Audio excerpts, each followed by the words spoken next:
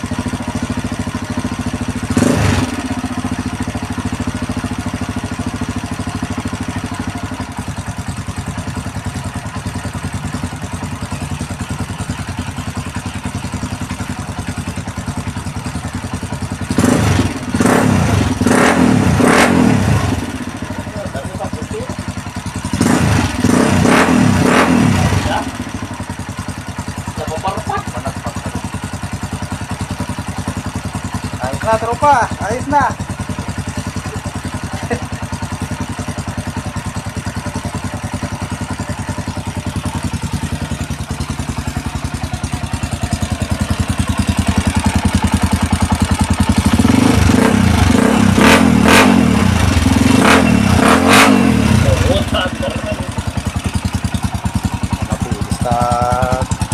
Hindi na.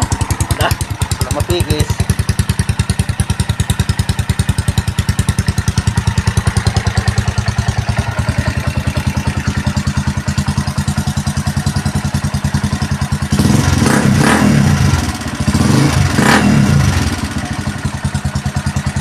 So ayan mga tropa, nakita nyo naman yung video, nirev nila Tropang Rick, okay siya, all good siya. So mas compatible yan kapag nilagyan nila Tropang Rick ng carb na 28 to 30 mm.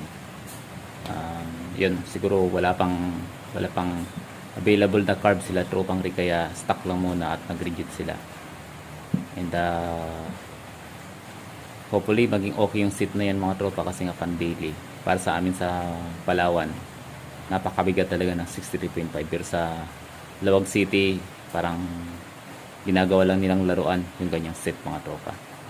So yung cam niyan mga tropa is galing talaga mismo sa atin, tayong gumawa. Actually may konting idea tayong tinuro kay Tropang Rick sa pagsiset.